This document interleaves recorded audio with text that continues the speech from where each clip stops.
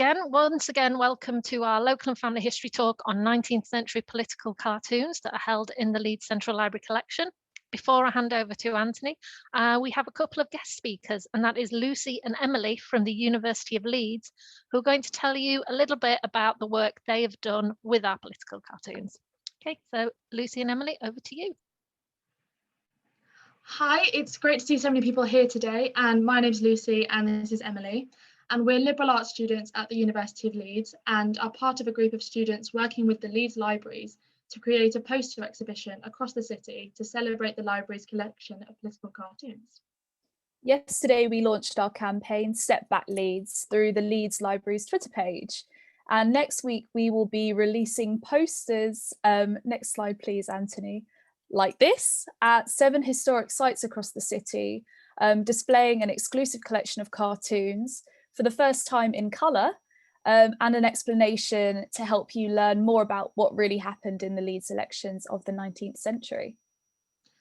We will also be displaying a gallery of colour cartoons on the Secret Library blog midway through May, so please be sure to stay tuned on Twitter and using the hashtag StepBackLeeds to keep updated on our campaign. So now that we can all leave the house, look out for the posters around the city throughout May and find out what really happened at the places that we walk past every day. Thank you for listening, and we will now hand back to Louise. We hope you enjoy learning a little bit more about this exciting time in our local history. Thank you so much, Lucy and Emily. I'm just going to ask both of you to turn your cameras off, and then I will turn mine off. It's over to Anthony to make us out of the talk. Okay, thank you, Louise, and hello again to everyone. Welcome to today's local history talk on the central, excuse me, on the Central Library's collection of political cartoons from parliamentary elections in 19th century Leeds. So in this talk, I'm aiming to introduce you to the collection as a whole before focusing on the 3 elections that the majority of the cartoon images cover. And that's the 1868, 1874 and 1880 elections. The, sorry, I've just lost where I'm in my notes already. Excuse me. Right, I'll take you through those elections in turn, introducing the main personalities and highlighting what seem to be some core thematic concerns in the collection as a way of focusing attention on some of the most interesting images and what they seem to say about each election. I just need to stress that last bit because I am, for the most part, basing what follows on what the cartoons themselves seem to say about these elections, rather than a kind of in-depth analysis of or comparison with what actually occurred in the elections themselves, as revealed through external sources such as newspapers. I'm more interested today in what impressions the cartoons themselves seem to give, what stories they seem to be telling, without reference particularly to those outside sources, although I have used a few other sources for kind of general background. Towards the end, I'll offer some information and comments about who created the cartoons, where they might have been seen, and then I'll highlight a final image that seems to summarize the whole collection, at least in my reading today. And then at the end, there will be time for questions as always. So to begin, well, before we get properly into the collection, just a few very brief comments on politics in the 19th century.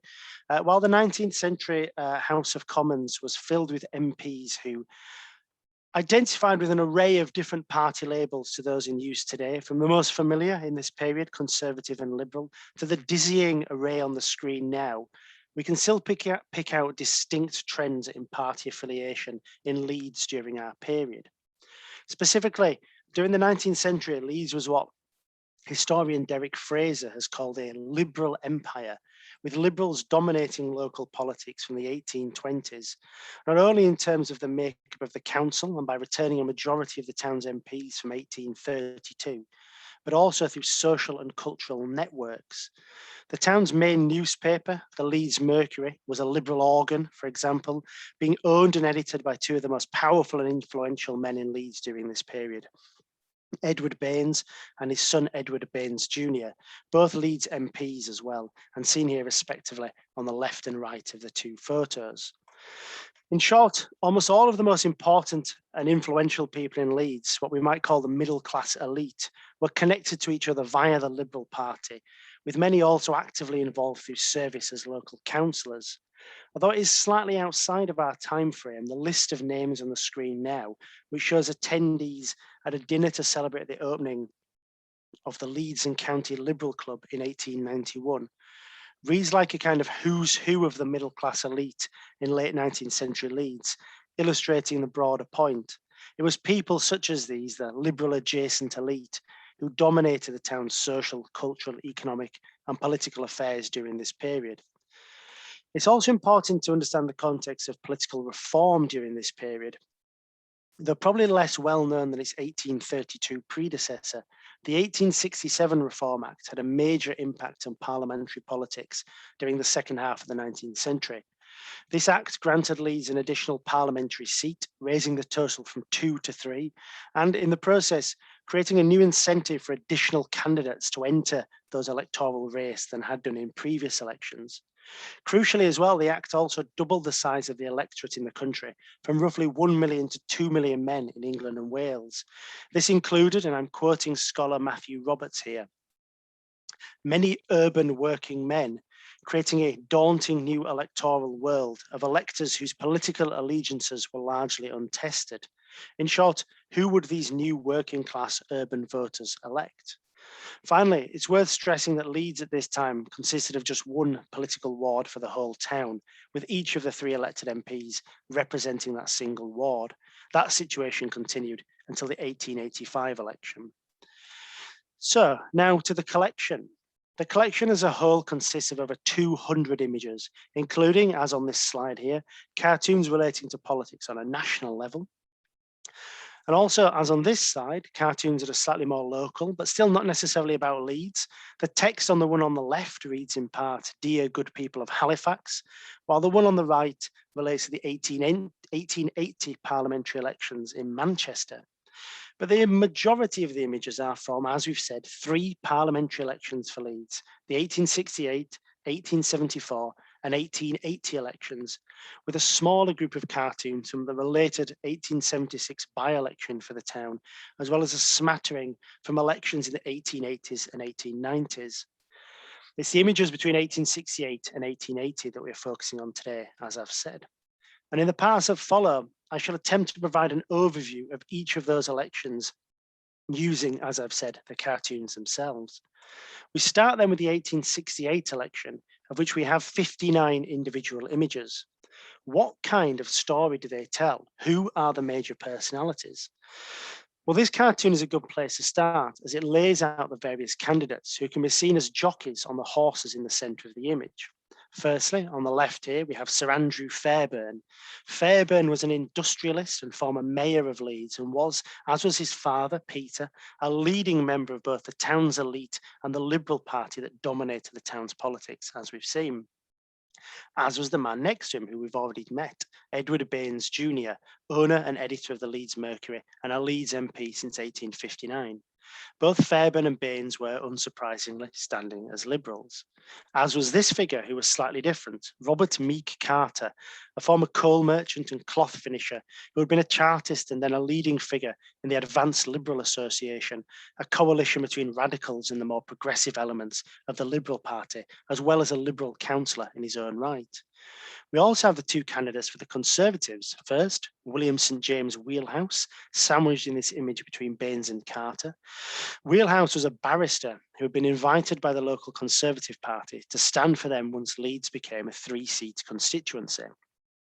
Also standing for the Conservatives, though at least according to this cartoon with little hope, was a man bringing up the rear, Admiral Duncombe. It's worth saying here that most of the cartoons in the collection do focus on the Liberal Party and its candidates, as does my overview as a result, and I offer a possible reason for that bias towards the end of the talk. In the next cartoon, then, we see a rather striking representation of the relationship between these 3 Liberals. Sir Andrew Fairburne on the far left, striking out an independent, as the text says, the free and independent knight taking the lead, while Baines, next along as the donkey, seems to be tethered to and under the control of Carter, the older man. Baines is described here as being shamefully burdened. Why would this be so? If anything, we might expect Carter to be the one striking out on his own, given he is a candidate with a radical background in comparison to Fairburne and Baines, both of whom we would expect to have the institutional backing of the local Liberal Party and the town's middle-class elite. Why then is Baines not only tethered to Carter, but shamefully burdened by his being apparently under the control of his junior colleague? This next image provides part of a possible answer. In it, we see Sir Andrew Fairburne in the middle of the political sway pole, telling Carter, who can be seen on the far right of the image, "You have no business here, Carter. You don't belong to our set." To which Baines responds, "Oh yes, he has lately been admitted." This dialogue seems to imply a natural hierarchy within the set of the Liberal Party, and that Carter, while not previously part of that inner circle, has now been allowed entry by some, at least, of the party's gatekeepers. And furthermore, that on some level, those gatekeepers are now beholden to that newcomer, shamefully burdened, as Baines was described as. Note also the way that Fairburne seems to hold the balance of power between the Tories to his right and the other liberals to his left. This next image expands on that narrative. Baines and Carter are in, apologies. Baines and Carter are in one boat to the right, Sir Andrew Fairburne on the left, with Baines expressing his regrets to Sir Andrew in the text at the bottom. "I should be glad to have you with us, Sir Andrew, but friend Carter was selected first, and our boat won't carry 3 without swamping." By our boat, Baines seems to mean the whole Liberal election effort, i.e. that there is no apparent party or constituency capacity to carry a third Liberal candidate, that the presence of such an additional Liberal candidate would potentially result in votes being split across the 3 men standing to the detriment of them all and the benefit of their Tory opponents. This point is worth remembering as it's one of the key ideas in this talk. Sir Andrew Fairburne in this image, however, disagrees and thinks the race can accommodate a third Liberal candidate and that consequently he shall paddle his own canoe, that is, stand as an independent Liberal candidate. It's interesting as well that Baines says Carter was selected first and that Carter is holding a flag saying the chosen by the few of Leeds. Wording that implies Carter was deliberately chosen by a group within the local Liberal Party ahead of a more conventionally viable candidate like Sir Andrew Fairburne. Certainly, Baines seems to imply he would have preferred the candidacy of Fairburne when he says, as we saw, "I should be glad to have you with us, Sir Andrew." Further images tell part of the same story. Here we see Carter as a literal albatross about the neck of Baines, being imposed on him, presumably by members of the Liberal Party. And here Baines is seen as Carter's poodle. In each case, the implication is clear. Carter and all he represents is now the one driving Baines in his campaign, bringing us back to that issue of Baines being shamefully burdened by Carter's candidacy. In each case, too, I think we have to say that these portrayals of Carter are rather negative. Why this negativity then towards Carter? Well, I think what we're seeing here in these images is something of a marriage of convenience between the Liberal Party in Leeds and Carter, a candidate who could reasonably expect to attract working class voters in this daunting new electoral world, as Matthew Roberts has described it, unlike Sir Andrew Fairburne, hence the latter having to stand independently. This marriage certainly doesn't seem to have met with the approval of our cartoonists, as we've just seen, who seem to think the situation demeans Baines. And in fact, some of the images go even further, implying that this arrangement with Carter might have hidden and rather dangerous costs. This image sums that up well, particularly the slogan on the bag of the man circled here, seen listening as Carter offers his radical cure of the body politic. The bag reads, "High wages for no work." The implication seems to be that while Carter might attract working class voters to the Liberal Party, those voters will in turn make outrageous demands of Carter, demands very much outside the normal realms of middle class political norms. There seems to be something of a fear here, an anxiety about this new post-1867 electoral world and the kinds of candidates required to successfully operate in this new electoral environment. Ultimately, however, those fears are pushed aside as the cartoons broadly take the side of the two institutionally sanctioned Liberal candidates, Baines and Carter. Fairburne's efforts were largely written off as a damn fool idealistic crusade, a hopelessly romantic campaign without serious political legitimacy, as here, where he is quite literally drawn as Don Quixote, and here, where he is dismissed amusingly as Sir Andrew Foolish Child. The results bore that analysis out, with Baines and Carter both romping to victory with over 15,000 votes each, and Wheelhouse earning 4,000 votes more than Fairburne to take the third seat for the Conservatives, making 2 for the Liberals and 1 seat for the Conservatives. Clearly, Liberals had made the right choice in plumping for Carter over Sir Andrew Fairburne, whose presence did not split the Liberal vote in any detrimental way.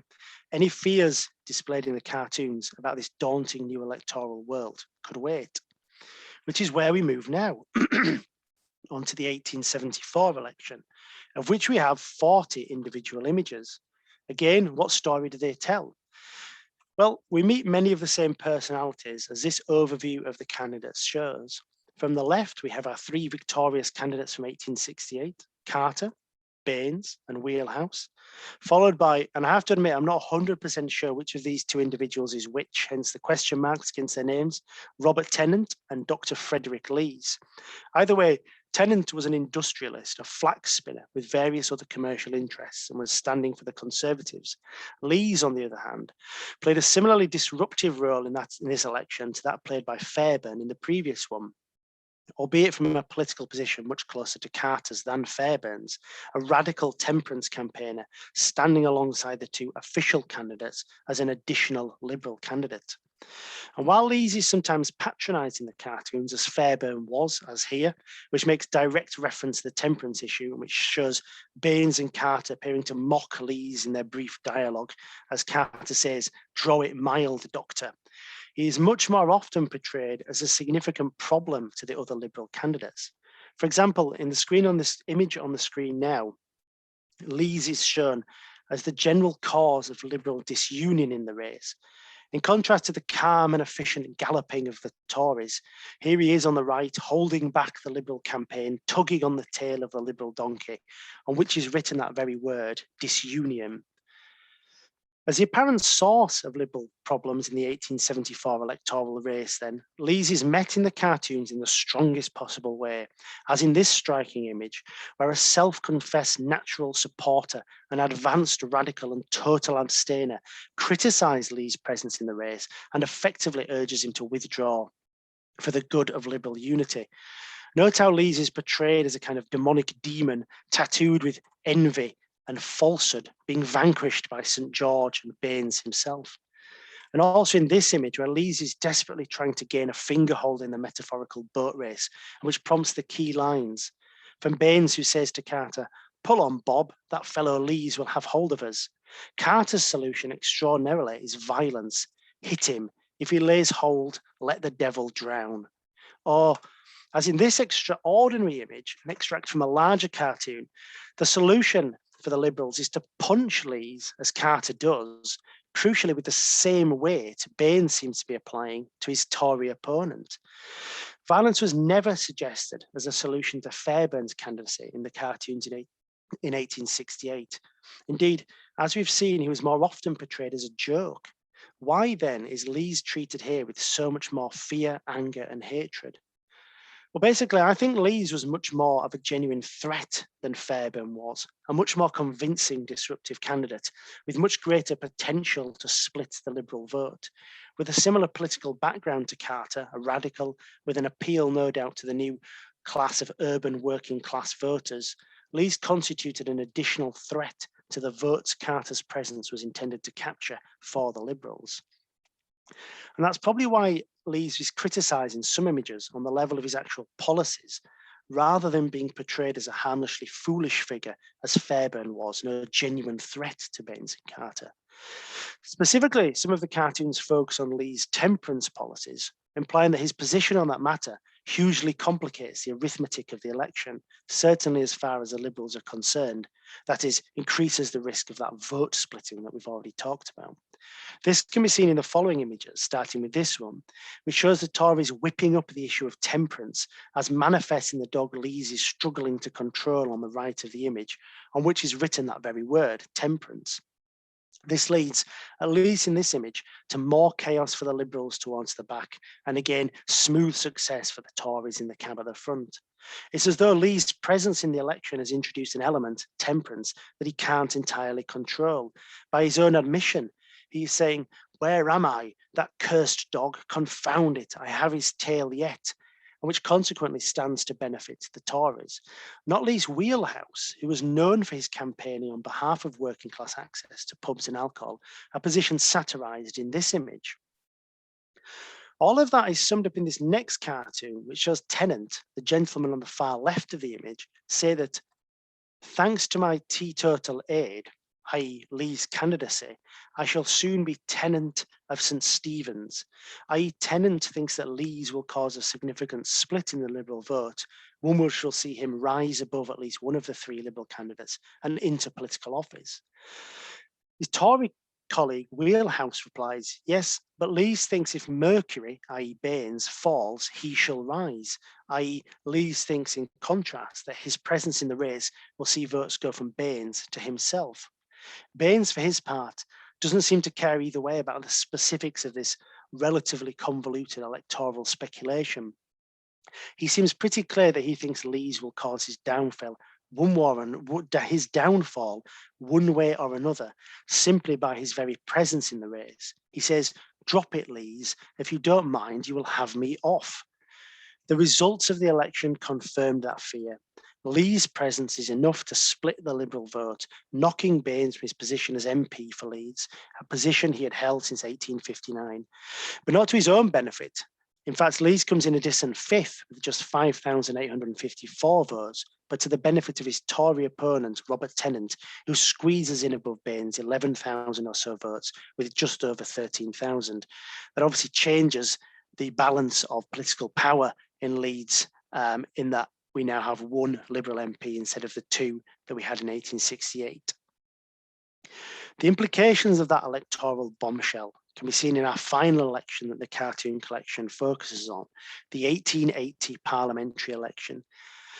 This time we have 29 individual images in the collection, and this time our candidates are slightly different. We still have Wheelhouse, but Tennant is not standing again and is replaced as a Tory candidate by William Loys Jackson, a leather merchant and tanner.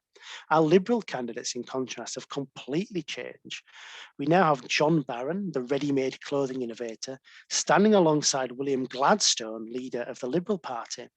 Our final Liberal candidate in this election is the man at the far right of the image being thrown from his horse, John de Morgan, a notorious radical who popped up all around the country during this period, taking part in various protests and campaigns. De Morgan had been elected to the Leeds School Board in 1878 and was now standing as an MP for Leeds in 1880. Why is Gladstone then to be seen just to the left of De Morgan, looking the other way in this race? Well, the reason for that is hinted at in the dialogue just below his image. Gladstone is saying, "I never promised to run in this race. Besides, I have heavier stakes in another, so must keep an eye this way." That's a reference to the rather odd and slightly surprising fact that Gladstone was actually standing in another constituency, Midlothian, but had been selected by the Liberal Party in Leeds to also stand in their ward, as they had apparently been unable to agree on a suitable second candidate to stand alongside Barron. This next image seems to satirise this, including a speech by Gladstone, which is entitled "Gladstone's Address to the Electors of Leeds, Nothing," and includes the lines, "He don't want to lie, he can't stand, and he don't know where to sit." And in this image, where we see Gladstone as a stage character being painted up by members of the local Liberal elite to stand as a kind of effigy in the election, a fake candidate who has nothing to offer the people of Leeds. Both of these images help explain why we have De Morgan on the left saying, "Well, if I can't cut a better figure than that old, my name ain't De Morgan." Clearly, De Morgan thinks he can do better than this artificial candidate Gladstone, leading him to stand as an additional Liberal candidate, a radical independent Liberal. And just like Sir Andrew Fairburne was in 1868, De Morgan is portrayed here as holding the balance of power in the race, one whose decisions will determine the election. He's saying, which way shall it be? Shall I jump off and leave them to it?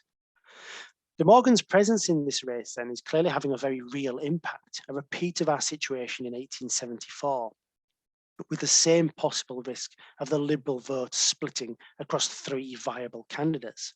Something De Morgan himself is well aware of, at least according to the cartoons. Here, he is shown as holding the Liberal Party to ransom, asking for a guarantee of a future seat in return for not splitting the party votes in 1880. Find me now a seat, or the splitters I will cause shall strike you with the deepest consternation, he says. Clearly, that's a quote from Merchant of Venice, but the point is made. This image is similar, showing De Morgan making another threat to split the vote. If the Liberals will give me a written promise to run me at the next election, I will promise not to split the party. This image and the one before me seem to me to be the key images and lines in this election. De Morgan strikes such fear into the hearts of the Liberal elite in Leeds because his specific threat, splitting the vote, had already occurred, as we've seen in 1874. And just as Leeds caused that vote splitting because of his likely appeal to urban working class voters, so too would De Morgan, given his political background.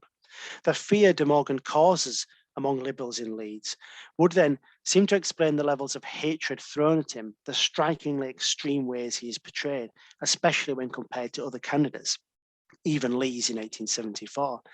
Here is De Morgan, for example, riding away on the school board horse from all notions of middle-class decency, which are defined here as all that's good, courtesy, truth, public opinion, and honour, and towards oblivion. And here he is, literally shooting into the heart of the Liberal political system in Leeds. He's not a genuine candidate to be respected and challenged in the usual way, but the classic bad actor beyond the accepted boundaries of political norms. Even Leeds was granted the privilege of being drawn as a legitimate politician, a disruptive force, yes, with his vote-splitting potential, and consequently one to be met with metaphorical violence, as we saw, but still part of mainstream political discussion. De Morgan, in contrast, is a political pariah. Ultimately, this public criticism seems to have had the desired effect, causing De Morgan to leave the race. He is shown here as literally dead, a strikingly grotesque piece of imagery, unlike any other in the whole collection, and as perfect an example of the difference between De Morgan, Lees, and Carter as you will find in the whole cartoon collection. Whether or not it was De Morgan's exit that caused this isn't clear, but both Gladstone and Barron romped to victory, both with over 20,000 results, with the third seat being taken by the Conservatives by Jackson ahead of Wheelhouse. So that kind of concludes the overview of the collection and some of the personalities involved. I'll now expand on some of the interpretative remarks I've already made. I think the main theme in the collection, certainly as I've laid it out today, is that fear of Liberal candidates with appeal to working class voters, particularly when those candidates are operating from outside the norms of middle class Liberal networks in Leeds, as Lees and De Morgan are portrayed as being. That fear seems to have amplified across the elections as the threat of such additional candidates splitting the vote increased. From Carter in 1868, portrayed as an insidious vessel for working class radicalism, but a necessary evil compared to the hopeless alternative of Sir Andrew Fairburne, to the violence with which Lee's candidacy was met in 1874 as he offered a genuine threat to Baines and Leeds, to the vitriol thrown at De Morgan in 1880, placing him completely beyond the acceptable sphere of middle-class political norms, as we've just seen. Why is this the case then? Why do the cartoons focus so specifically on these liberal concerns and anxieties? Part of the answer for this, I think, is to do with the very nature of the cartoon's production. We actually don't know too much about the actual cartoonists themselves. A few of their signatures can be seen on the images, but they're usually just initials and not really enough to help identify them. Much more prominent on most of the cartoons are the names and addresses of the actual printers. You could almost think of them as advertisements for the printing companies. And that's kind of interesting because it ties in with what little information I've been able to find out about where these images might have been seen. publicly, often in the windows of bookshops and newsagents, as in this image here, or in public houses and coffee shops. The images then seem to have been made to be seen by as many people as possible. That is, popular culture mass-produced by people or companies with access to the resources and manpower needed to make that happen on the necessary scale, capitalists in short. And in fact, the printers of most of our images fit that description very well. Most of the printers that are named on these images were well-known and successful concerns in Leeds, people such as Alf Cook, Charles Goodall, J.F. Masser, and others. What this tells us is that these are people, printers, who were for the most part members of the Leeds business elite, embedded into networks of power and influence, part of that middle class who held such influence in the town in the 19th century. And in fact, we can go further. Almost all of our printers were specifically members of the middle class liberal elite in Leeds. A couple of examples can be seen here. Alf Cook on the left, who served as a Liberal councillor, James Megley, described as socially and politically active and who almost stood as a Liberal councillor in the 1880s, and H.W. Heslop Woods, who had close links with the Liberal Party and was a member of the Leeds Liberal Council of 1896. Others were clearly comfortable working with the town's Liberal elites during their imperial phrase, to adapt Derek Fraser's description. J.F. Masser, whose plans and suggestions influenced the widening of Boar Lane, and Charles Goodall, who published the official town guide. Which is why I think these cartoon images focus so heavily on liberal concerns and why they express so evidently their anxieties about politics in Leeds. The printers of these cartoons are part of the very social, cultural, economic, and crucially political system which they are ostensibly satirizing. So, whether consciously or not, the cartoons they produced couldn't help but express the anxieties of their social, cultural, economic, and political peers. That is, the potential loss of local liberal power through the disruptive vote-splitting presence of candidates that unbalance the usual political system through their appeal to this new base of urban working class voters, as Carter, Leeds, and De Morgan did.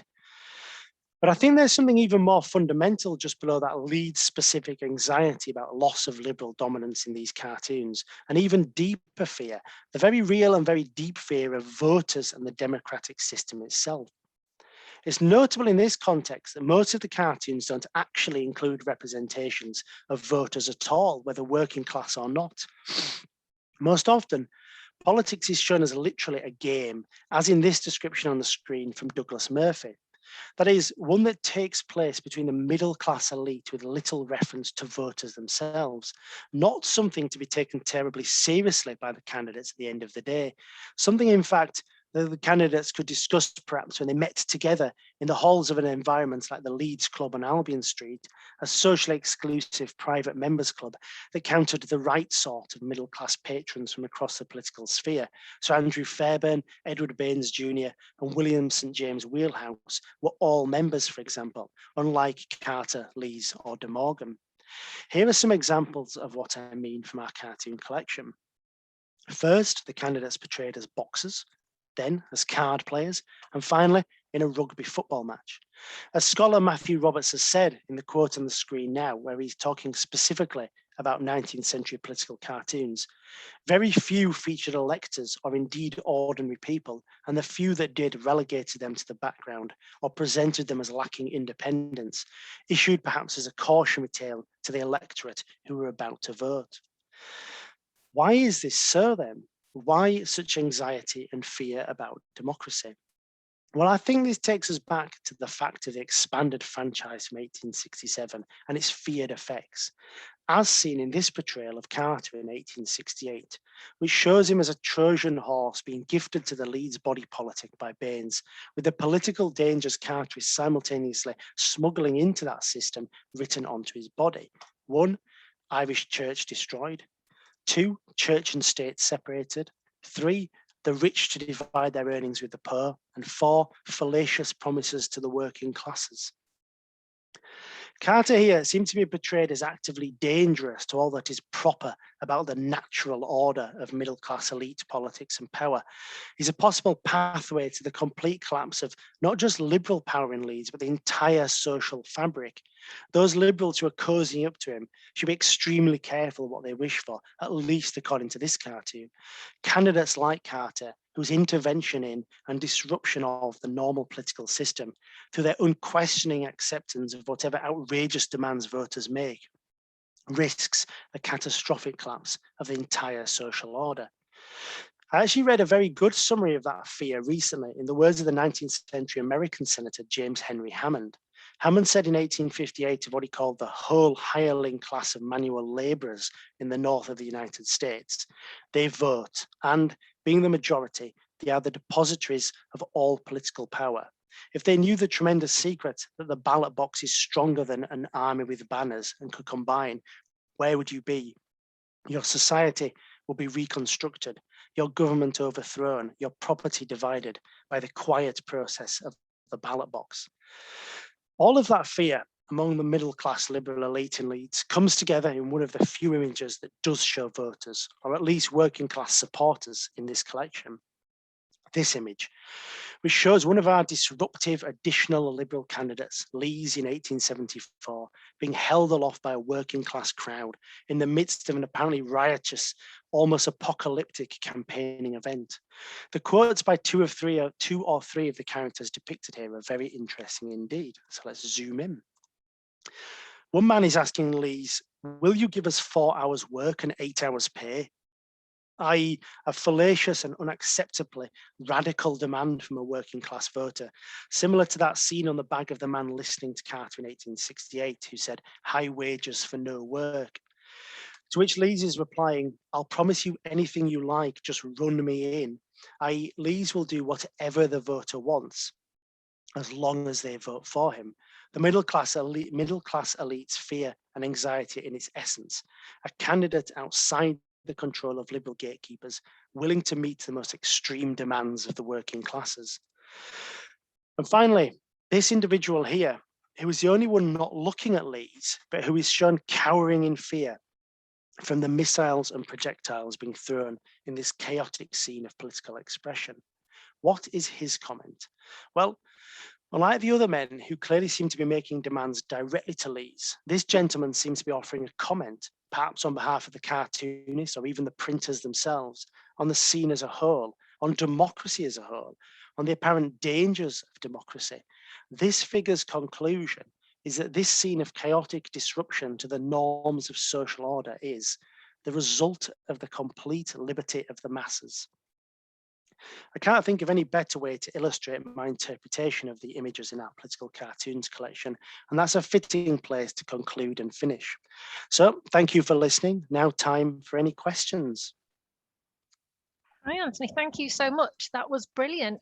And we do have some questions, a couple of which I think you've already they were asked before you finished, and I think you already answered them, but I will ask them anyway. One person asked, do we know who created the cartoons? And you mentioned that we had more information on the printers than we did on the actual artists. And also, where would you have seen these cartoons? You mentioned in shop windows. Would they have been in newspapers? Would they have been posted on walls? Could you have bought them? This is a question I would love to have answered properly. I mean, when I first started doing research into these cartoons a few years ago, I couldn't really find anything specifically about where they would have been seen in Leeds. I ended up looking in books from our art library about like prints and etchings and political etchings and things across England more generally, and that's where I got that information about bookshops and newsagents and pubs and coffee shops, and I imagine pasted up on walls as well. I mean, we have a few photographs on Leodis of Leeds in the sort of second half of the 19th century where you can clearly see these kinds of posters in the background, not necessarily political cartoons captured in those photographs, but similar handbills and things. So it wouldn't have surprised me at all, but I honestly don't know. As for newspapers, I mean, we have newspapers on microfilm, and as librarians, we spend a fair amount of time browsing through them for various reasons. I've never seen these cartoons in any of the newspapers, but that doesn't mean that they weren't necessarily sold with the newspapers, and they've just not been part of the copies we've had microfilmed. I'd love to know if somebody does know. Do you know where we got the collection from? I mean, was it, you mentioned the art library, was it originally an art library collection? Was it an information research? Do we know how we ended up with it in the libraries? No, again, this is something I would love to have time to look into. Almost all of them have the date or a stamp that says 1911 on them. And I've looked in our annual reports for the Public Libraries Committee for the council from around that time, and I can find no mention of them, which is both annoying and also slightly unusual, because usually the annual reports are pretty good at describing our kind of major acquisitions, but for whatever reason, these aren't mentioned. So I don't know. I mean, we had certainly started actively collecting local history material at that point in the early 20th century. I mean, obviously, as you know, we didn't have a specific local studies department, so they would have been part of the reference department at that time. But where we got them from, I do not know. So that sort of leads me into Clive's question of, do we know the background of any of the people who published the cartoons? Were they independent? Were they commissioned by political parties? This kind of thing. Well, no, I mean, that is a really good question, isn't it? And it would, in some ways, potentially affect the interpretation that I've given to these images. I mean, if by publishing, I don't know if Clive means the printers, the people who actually printed them for distribution, in which case that's kind of what I touched on. And a lot of those printers, as I said, seem to be active in liberal circles. There are some that I didn't touch on today, and I have to admit those are ones I haven't been able to find out too much information about.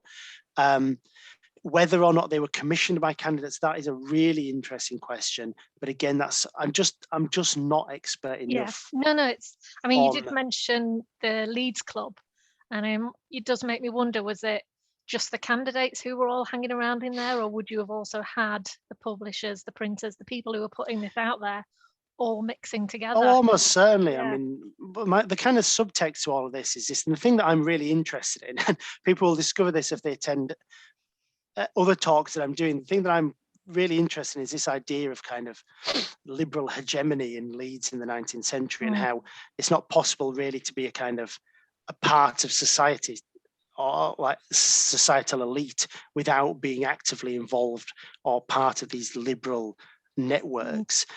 And yes, certainly someone like Alf Cook, for instance, you could well imagine being a member of the Leeds Club. I don't know for definite. I mean, I have got a list of the members of the Leeds Club from some point in the 19th century. I can't remember seeing the names of any of the printers on there, otherwise I probably would have mentioned it in this, but that was only 1 year from many. So well, there's a bit of a mention for the Leeds Club there. So liberal, it only actually allowed women in the 1990s. Yeah, that's for another talk completely. Yeah. Okay, I do have quite a few questions coming in, so I'll move through them. Got some about voting. So do you have any idea what proportion of the electorate came from the working classes, and sort of who would have been eligible to vote in these 3 elections, and how many votes did the people get? Yeah, I mean, again, those are really good questions. And again, I'm going to be the first to admit that I'm certainly no expert on the broader political background to these elections, and it's possible that some of my interpretation is flawed as a result. My understanding is that the electorate may have got more than 1 vote, at least in 1868, maybe. I have to admit, I don't know, and that's a real flaw. That's something I need to look more into. But to be honest, the talk is just an introduction to this. It's just to give people a framework so that when they look at 200 images on Leodis, it gives them a kind of an idea, a way of approaching them. I do need to do more work on the kind of political background, I have to admit. I wouldn't be too harsh on yourself. We can only go on what has been saved, and clearly we have this collection, and as you said, we don't even know why we have this collection or who collected it. So We And will just have to berate our previous counterparts for not keeping as accurate a record as we would have liked. I mean, asked by what percentage of the working class voted in, say, in Leeds at this point. Again, I mean, those statistics are probably available, and if I'd been based in the building over the last year, I might have had more chance to look into that. But again, as I sort of said at the beginning, I didn't want to do too much external research outside of the cartoons themselves, not because out of laziness or lack of interest, but just because I wanted to keep the focus on our collection, because that's ultimately what we're here to do, is to introduce our collections. So, do you know, did Gladstone win in Midlothian as well? Could you be an MP in two places at the same time? I actually cut this bit out of the final draft of the talk, just because I was trying to slim it down to just the essentials. Gladstone did win in Midlothian, and he chose to sit in Midlothian, so the Leeds seat became available, and they held an uncontested by-election, which Gladstone's son Herbert Gladstone won for the Liberals, which implies to me you can't sit in two seats at once. But again, I don't know that is a fact, or whether that's just what Gladstone chose to do. Okay then. So interesting question from Alan. Do you know, and we've said there's not a lot around these collections, but you may have read, do you know if any of the candidates took legal action against the publishers, or if it was just completely acceptable that in political life you were there to be lampooned? That is a really good question. Again, I don't know for definite. If my manager was willing to give me a month of paid leave, maybe I could spend. She's very harsh, I doubt. I could troll through the newspapers. I would love to do that one day, and to really really investigate actually what happened in these elections and compare it against the cartoons, but I just haven't had the chance. So I don't know that for definite. But when I was researching another talk recently, I was researching a man called Samuel Schofield, also known as Sam the Newsman, who actually appears in some of these cartoons, not the ones I showed today, but he was a very well-known newspaper seller and theatre programme seller in around this time, in the kind of latter half of the 19th century in Leeds. And I did find a newspaper article in which Robert Meek Carter, actually one of the candidates in this election, was threatening to take out legal action against Samuel Schofield for some claim that Schofield had made. I can't remember if it was in print or or verbally. So although that's not directly related to the cartoons, it does kind of imply a willingness to take action. A culture of litigation was at least beginning, if not now. Okay, so what size would these cartoons have been? Are we talking single, double page A4, teeny tiny, or massive? I'm really hopeless with page sizes, but I think they're like they're like bigger than A3, I think, but maybe A2. So what we've got in the library is possibly exactly what would have been posted up in those newsagents' windows. I presume so. They certainly have that feel of being sort of original. Simon has asked, is it the kind of thing that would have been passed around people at a social gathering? But from your description of the size, it doesn't seem like the kind of thing you'd, whip out in the Leeds Club for a chat going, have you No, but funnily enough, when I was doing some of that sort of broader background research into these kinds of political images, that more broadly, I did see some sort of reference to people buying them and putting them in kind of, like our map drawers. So like drawers where you could lay kind of things like this flat, and then they would pull them out at kind of parties and dinner parties or whatever. So, and then pass them around in exactly the way that's been described. And so it might be that in the way we do now with our mobile phone. Well, So it's entirely possible that they would have been at a venue like the Leeds Club, which no doubt would have had newspapers and might have also had material like this. Now we've had them on our Flickr site for a while, and we're now moving them over to Leodis. But have you seen these particular cartoons relating to Leeds? Have you seen them online anywhere else, or do we appear to have the only collection? I've not seen them online. Two things here. There there are similar collections for other areas around the country, which you can find at least examples of online. They are really interesting, and in a very, very early version of this talk, I do talk a little bit about the kind of stylistic similarities between our cartoons and the other ones that I've seen from around the country, because I think that's interesting in terms of why they were made and who's made them and the kind of their meaning. But in terms of Leeds ones specifically, I've never seen any online, but I do know that I think maybe the Thoresby Society or the university have some, and certainly I've had conversations with private collectors who have some as well. So they're not necessarily exclusive to us, but obviously it's easier to come and look at ours than anywhere else. And we're making ours digitally accessible. Yeah, quite. So yeah, Simon again asks, so I suppose that would answer have you seen any printed versions as well? Sort of covered that as well. Also, Simon says the untrained aspects of the drawings and the addition of pasted on heads from other places might suggest these weren't meant for print. So yeah, like you're saying, would potentially have just been for pasting up places or not printed in mass amount? Yeah, that is a good point. I did have a conversation with somebody once about some of the kind of techniques, some of the really interesting techniques, particularly in the late ones, the 1880 ones, with the photographs of people's heads and the implications of that. But I have to admit, I can't really remember what.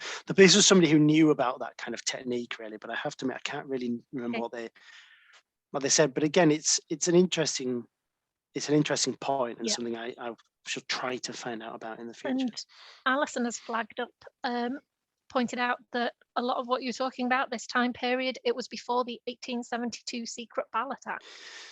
Yeah, I mean, I do know, I know that, and that may affect, you could probably pick apart the sort of argument that I've made based on that changing the nature of the argument. But I mean, again, this is where I've and maybe this is a little bit not really acceptable as a way to form an argument, but this is where I just go back to just trying to just stick to, as much as possible, the impression you'd get from just looking at the cartoons and not necessarily knowing too much of the context. But I appreciate I'm trying to have my cake and eat it too there, because on the one hand I'm bringing in the context when it suits me and leaving out the context when it doesn't suit me. So and I'm the first to admit that. But again, it's just an introduction to the collection. But I do think I should think through more concretely the implications of the Secret Ballot Act, I think, for future versions of the talk. This is an ever-evolving thing. I mean, I first gave a talk based on these cartoons about 4 or 5, no, probably more now, 5 or 6 years ago. I mean, this is like the 4th or 5th version of this, and I'm always adapting it and changing it and bringing in new things that I've read or learned. So a future version will no doubt incorporate that. I mean, we've said that ourselves when we started doing talks as librarians about our collections. We always did point out that we are not historians, and we've never had the time to go as in depth as we would like. What we are qualified to do is talk about our collections as an entry point for other people to become interested and maybe do the research themselves. So I think that was a brilliant talk there. It's told me an awful lot more than I knew before. So thank you very much for that. I think we've now covered all of the questions, but I do have a comment for you from Chris. He says, Anthony, that was a really excellent talk. Thank you. I've actually been doing a bit of research on Leeds, and I'm in touch with one of his relatives in the US. Wow, amazing. So, yeah, that's fantastic. I'll save Chris's details. You can pepper him with questions to pass over there. See if they've got anything else. So yeah, now just lots of comments coming in now saying thank you so much. So great talk, very interesting presentation. So we will thank you everyone. We'll draw to a close there the talk, and I'm going to just stop the recording there.